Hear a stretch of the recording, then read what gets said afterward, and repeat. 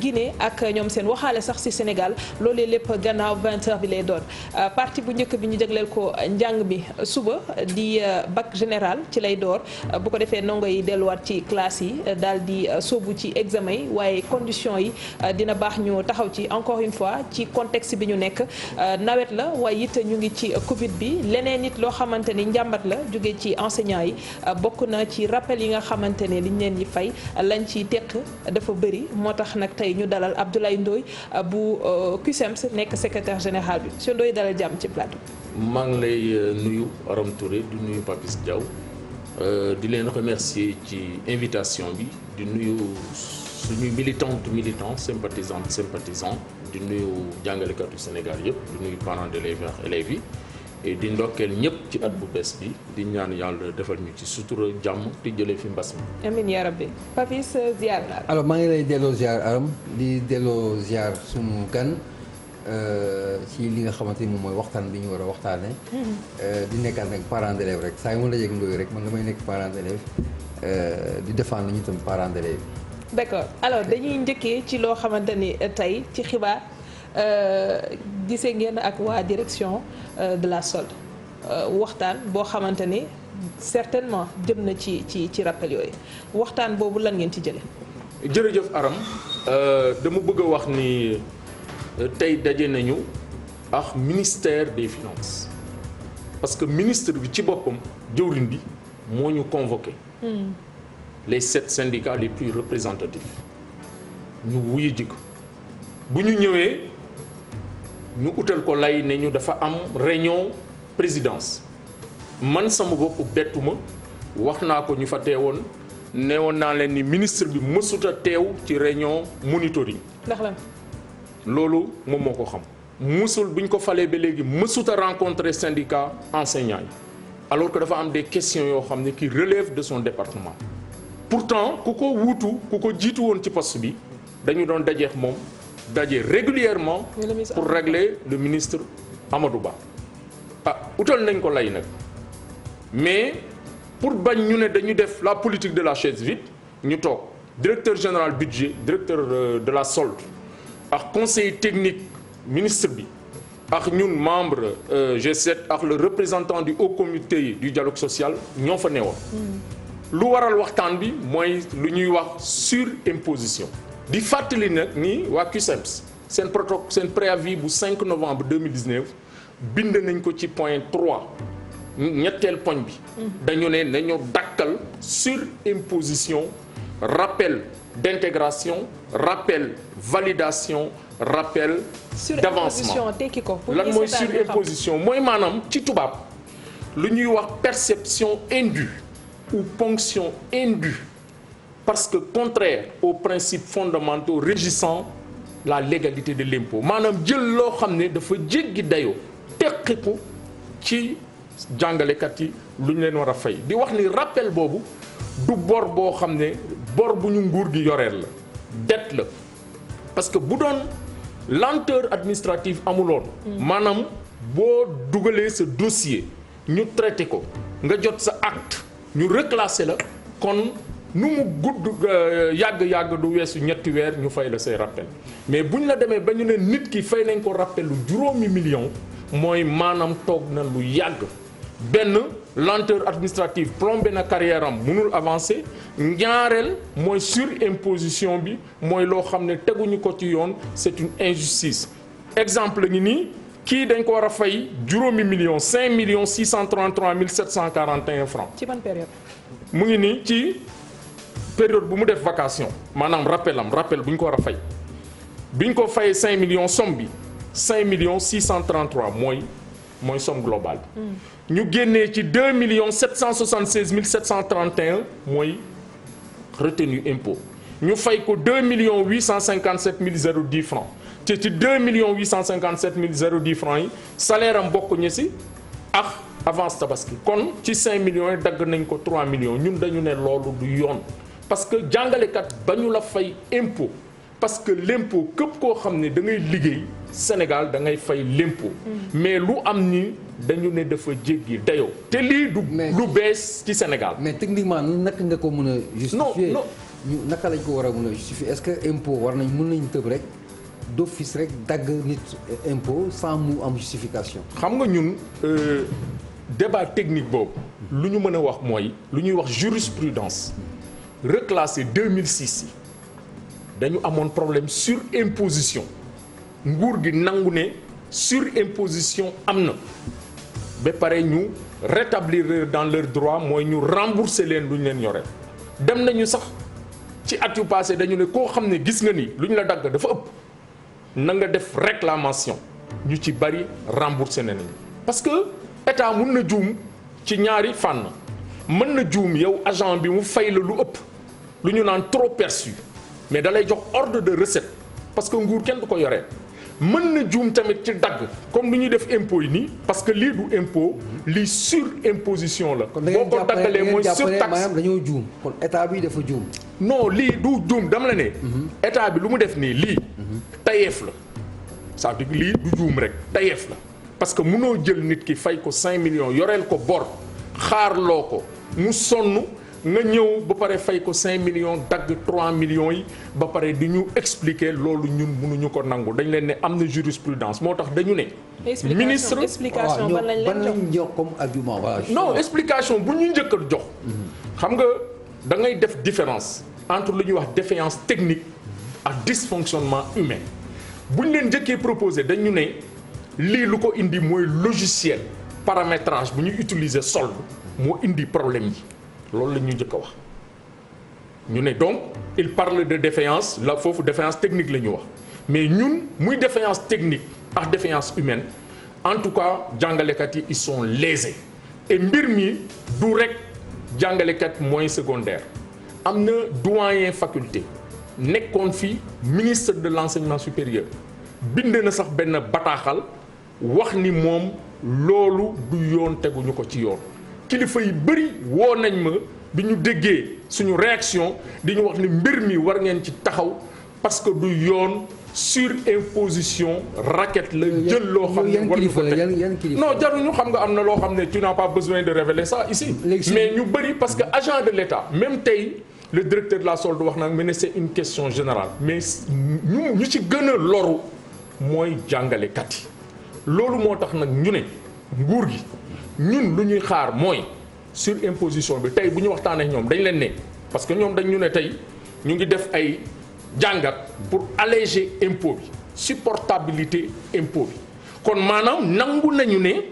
injustice am na nangu nañu ne jàngalekat yi lor nañ leen nangu nañ ni sur imposition am na maintenant ñun lu ñuy xaar lu ñu ko wax dañ ko ne loolu supportabilité li ngeen di wax ni bu dee da ngeen di liggéey pour wàññi impôt yi est-ce que ñoo xam ne fayoon nañ leen seen rappel yi ba pare ñooñu dañ ci war a bokk parce que sinon day créer ce qu'on appelle une rupture d'égalité des citoyens devant la loi ñii parce que bu ñu ko bëggee appliquer à partir d'aujourd'hui du dem foog mu am la rétroactivité ñu ne ñu comme ministre bi new fii loolu mënuñu ci tontu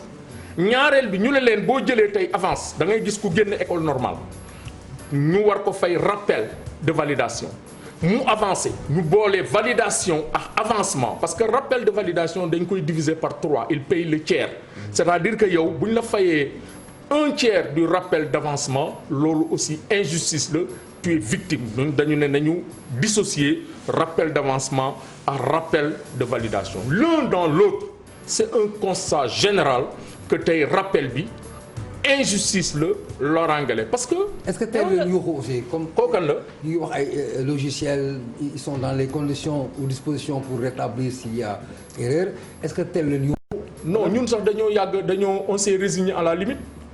parce que dama leen ni 2006 lii du gulee il faut loolu ngeen xam ko sur imposition bi commencé wul tey reclassé 2006 dañ leen ne bu ñu nguur gi dafa nangu ne lu ñu def sur imposition ñu rembourser leen. rax ci dolli ñëpp ñoo xam ne jotoon nañ seen bulletin ñu mel ni dañ leen ne ñu def déclaration mais affaire bi dafa jéggi dayoo léegi. ñaata nombre bi non nombre bi kat non xam nga tey 17 000 enseignants ñun nous sommes un syndicat structuré le CUSEMS. on a des conseils syndicaux départementaux et des conseils syndicaux d'établissement suñu structure yi ñoo ñuy remonter information yu ma jox yi yëpp samay structure yi ñoo ma koy remonter defal ma rapport circonstancié jox ma ko. preuve yëpp mu ngi nii bulletin lii yëpp li ma yore yëpp ay bulletin la mais xam nga lu ci am solo tey mooy la surimposition loolu c'est un problème mais ñun dañu ne tant que réglé wu ñu lenteur administrative yi surimposition bi dana exister mais c'est ça que wax da nga ne. waaw réclamation am ngeen possibilité def ko. te am na ñoo xam ne biñ ñu defee réclamation rétablir nañ leen dans le droit. lan moo leen tere def réclamation ñi nga xamante ne ñu ngi am jafe-jafe. c'est-à-dire que xam nga réclamation lorsqu'on est dans les règles mais dama la ne la surimposition c'est une perception indue et c'est contraire au principe maanaam principe yuy régir l'égalité de l'impôt mais parce que boo jëlee nit ki fay ko 5 millions dagg 3 millions yi on n'est plus dans la légalité on est sorti de la légalité. Alors loolu moo tax ñu ne ñooñu defoon na mais loolu dañ la bëgg a firnde nii lii impôt bi du loo xam ne xam nga lu ñëpp gis kenn du ko jeex c'est-à-dire surimposition bi ñoom xam nañu ne c'est une réalité ñëpp xam nañu ne am na léegi ce qui reste c'est d'avoir le courage et la volonté politique de régler de corriger les victimes ñu rembourser leen intégralement dans les plus brefs délais au franc près sans ñuy ñaan ay déwén et cetera parce que ñu new ñu ci ay calcul dañ leen ne lii du yoon xam nañ ko ñu tayeef la lu ñuy xaar tey mooy ñu def ko rax ci dolli mun naa yokk lool rax ci dolli jàngalekat yi jamono Covid bi les enseignants ont consenti d'énormes sacrifices nangu di jàngale ci ndox mi def examen ci biir ndox mi choper virus bi je te dis beaucoup d'enseignants aujourd'hui sont testés positifs loolu kenn du ko wax ci kaw à cause de la pandémie parce que ils sont allés en contact ils sont au contact direct ñu ngi nekk contact direct ak les élèves ak ñu bëri. partout ñu xam fan lañ ko jëlee ndax avant la ci transport ba mais boo gisee transport bi lu fi amee jàngalekat yi nu ñu leen convoyé bu ñuy dem mais ñun waxoon nañ ko terminus Liberté 5 nee nañ leen ni conséquences yi dinañ ko gis. parce que gis nañu y avait pas de gestes barrières amuloon benn disposition ñooñu bu ñu nangoo tey def sacrifice yooyu yëpp gouvernement bi war na toppatoo seen dossier et c'est pourquoi j'ai dit c'est un système de vase communicant mooy dafa c'est lié tant que réglé ñu lenteur administrative parce que fàttali ne aussi rappel yi ñan lañ ko fay bu ñu ne vacataire volontaire mooy ñan mooy ñoo xam ne bi Sénégal ñàkkee jàngalekat ñu nangu jëf ay sacrifice dem bi ci biir àll bi ci gox goxaan yi di jàngale ak ñu leen di fay ay salaires yoo xam ne dérisoire kon ñooñu tey bu ñu leen waree régulariser fay leen au contraire dañ leen war a jox ndàmpaay parce que bu doon régulariser nañ leen traité nañ seen dossier normalement du ñu wax tey rappel 5 millions rappel foo ko dégg mooy nit ki toog na xaar na bexaat di sonn na ci xaar mais cas yi ngeen recensé yi ñaata la yi nga xamante ne ça fait l'objet de parce que du ñëpp par exemple certains sont rentrés dans leur fonds intégralement j'imagine non voilà. dama la bëgg a wax nii cas yi bu ñu ko doon recenser tey parce que nous on a pris des échantillons lañ jël cas yi bu ñu ko doon on aura des bu ma indi woon cas yi tey du xaj fii si seen kii bi mais on a pris des échantillons ñoom xam nañ ko bu ñu demee ñoom ba nangu mettre en place un comité composé de la direction de la solde de la direction des impôts des techniciens. mais ce qui pose problème dans le raisonnement wala dans la cohérence état ak budget bu demee ba engagé pour fay un certain nombre de Sénégalais mais je ne pense pas que au préalable mu def ay calculs pour soustraire de l'argent il y a le budget préétabli qui était disposé à verser cet argent-là pour ces gens-là. En d'autres termes bu amee inconvénient wala ay manquement c'est pas c'est par inadvertance mais pas de façon organisée day nekk yëfu bandi finalement. dañu ne l'erreur est humaine mais boo persister dans l'erreur ça devient autre chose pour nous c'est délibéré je pèse bien mes mots parce que lii du lu bees ci Sénégal est-ce que du suspicion béyaat non du suspicion xam nga suspicion xam nga l'État est impersonnel bu ñuy jël budget bi di ko def c'était pas pour Ndoye ni Aram ni pour moi dañu am un budget on dit lii dañ koy utiliser pour fay ko telle personne telle entité qui correspond à tel montant je ne pense pas que état bi day war si biir naan damay compal Aram fii wàññil que les frais pour je ne pense pas c'est pas ça ne passe pas dans la tête quoi et dans le concret loolu lay xaw a ndóol xam nga yow vous êtes un journaliste le directeur de la solde directeur général ñoom ñëpp boo doon laajoon tey dañu la ne aujourd'hui c'est devenu un problème national parce que ñi mu laal dafa bari rawatina jàngalekat yi et je rappelle encore que ce n'est pas une nouveauté lii mës na am li may wax les reclassés 2006 ñu génn promotion boobu ils étaient victimes de la surimposition ñu posé ko nguur gi nangu ko rétablir leen dans leurs droits mais qu'est-ce qu'il y a de mal au gouvernement parce que ñan la ñun les Sénégalais c'est des citoyens ñun ñooy fay impôt parce que c'est avec l'impôt le contribuable parce que la lu ñuy wax légalité de l'impôt c'est le fondement de la justice fiscale xaalis bu ñuy dajale loolu moo permettre ñu financer les dépenses publiques kon nag ñun du suspicion mooy ngay wax loo xam ne xamoo ko te amu ci preuve mais lii dañ ci am ay preuve mu ngi nii maintenant bu ñu bëggoon dajale échantillon tey jii boo doon def enquête échantillon ngay jël munoo jël ñëpp nga def enquête on a pris des échantillons boo demee suñu bureau am na collègues yi départementaux ñu ngi yore ay bulletins mais dañ leen ne bulletins yëpp on prend quelques bulletins pour preuve solution pour lii ñu génn si parce que loo xamante ne c'est répétitif finalement mooy peut-être année yi ñëw sax bu ñu amaatee lu ñu leen yoreel noonu lay demee waat lan ngeen jàpp ni moom la ñu war a def première solution mooy d'abord gouvernement bi reconnaître que kii c'est une injustice faite aux enseignants mu réparer ko comme ce fut le cas en 2006 reconnaissance de l'erreur reconnaissance de l'injustice engagement de réparer l'injustice aussi bien à partir de ce moment que pour ceux qui ont déjà ñoo xam ne jot nañu seen rappel parce que dama ne bu ñu ko yemee fii ne à partir du moment la ñuy def ay calcul pour wàññi impôt bi day créer une rupture d'égalité devant la loi parce que ku jot sa impôt déjà victime nga ci loolu dañu war a calculer rembourser la ñaareel bi mooy les lenteurs administratives parce que loolu moo indi lii yëpp bu ñu dajalee dossier traité wu ñu ko signé wu ñu acte yi mooy indi li lu ñu wax sédimentation yi accumulation boobu muy am nag conséquence fii parce que dans le protocole d'accord le gouvernement dane woon président dafa ne 3 ans lay fay rappel yi yëpp mais on sait que ce délai ne sera pas respecté beneen mbir mi nag mooy tey jii la question de la surimposition c'est un point ñun bokk na suñu préavis du 5 novembre mais bu ñu bëggee régler toutes les questions dafa am une étude qui a été faite sur le système de rémunération parce que loolu ñun duñ ko fàtte lii am na mais duñ ñu fàtteloo parce que tey jii pour régler les questions essentielles il faut adresser le système de rémunération parce que c'est un système qui met en exergue l'équité et la justice sociale te étude bi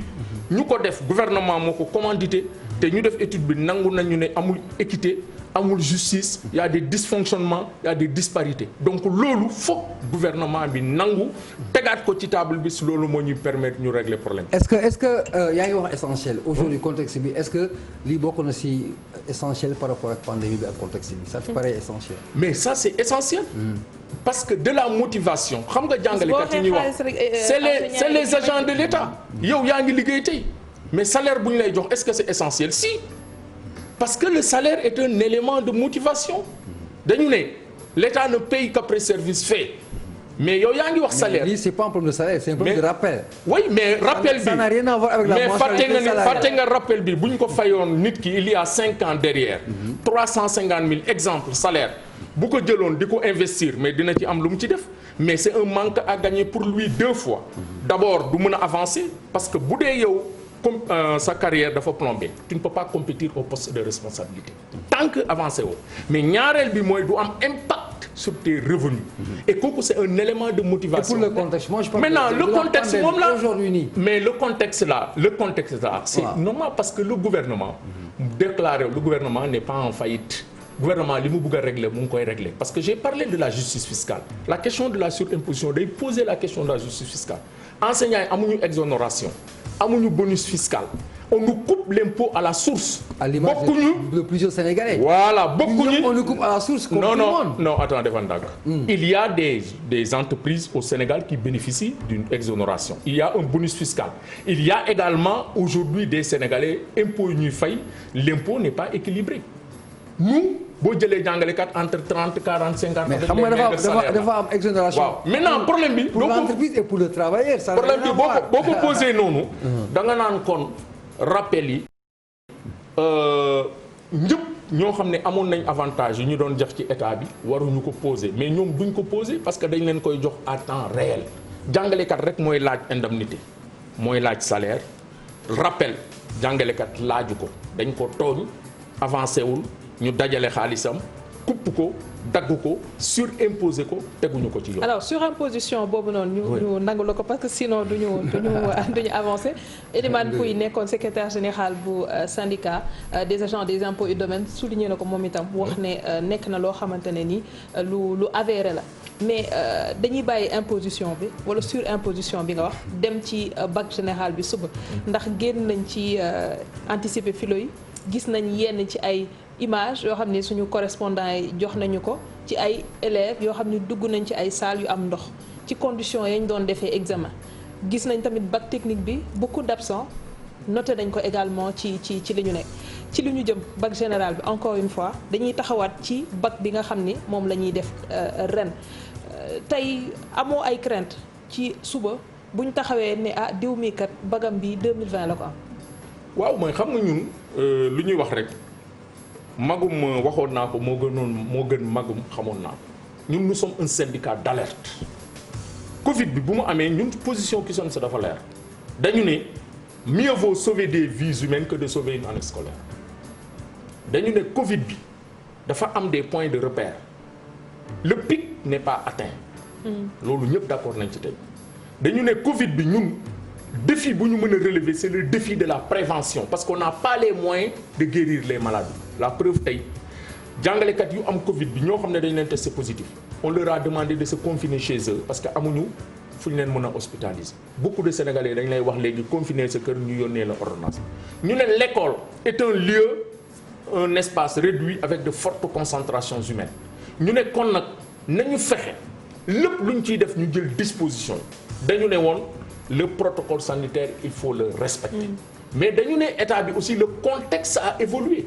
parce que avec l'hivernage c'est une nouvelle donne il faut en tenir compte parce que boo jëlee la cartographie la COSYDEP def na ci benn cartographie des zones inondables mais Sénégal fii Dakar am na zone yoo xam ne bu tawee rek day am ndox am na école yoo xam ne kenn sax du fa dugg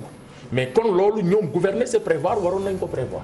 maintenant ñun lu ñuy wax fu mu ne nii nous ne sommes pas des oiseaux de mauvaise augure nous sommes des citoyens sénégalais nous sommes des partenaires de l'école bu ñu sañoon Sénégal suñu système mooy gën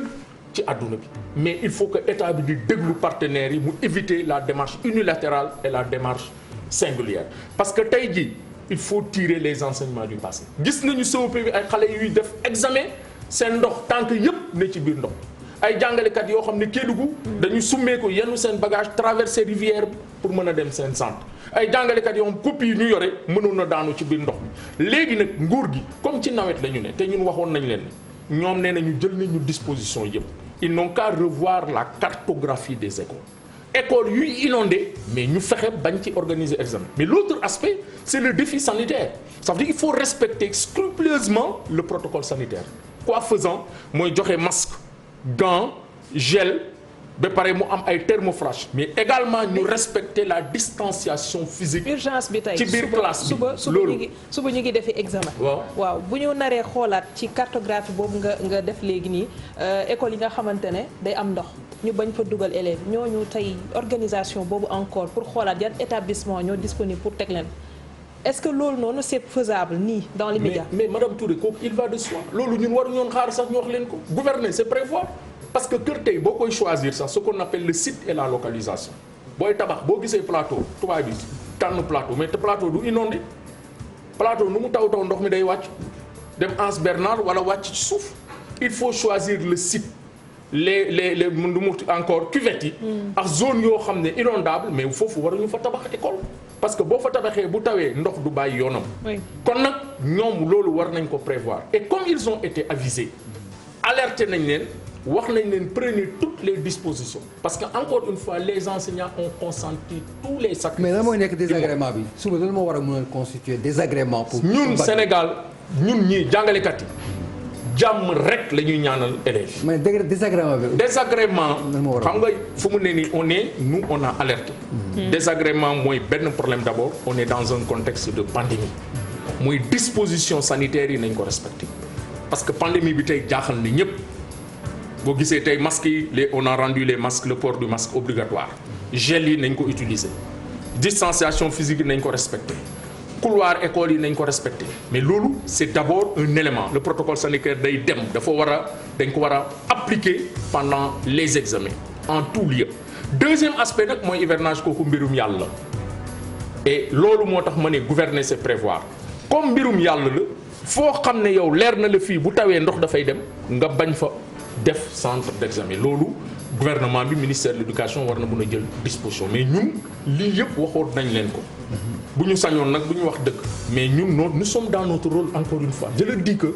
de la contradiction naît le perfectionnement il faut ngeen di déglu ñeneen ñi waxuñu pour yàq parce que yow doo fi dem Ceuta wala Melilla kii du dem Ceuta Melilla ñun Sénégal gii la ñu juddoo fii la ñuy tekkee lu ñuy am fii lañ koy am bu ñu sanoon Sénégal mooy gën ci réew mi lépp lu ñuy wax pour mu jëm kanam maintenant terminer benn point sur imposition bu ñuy wax c'est une question essentielle mais dañu bëgg a wax ni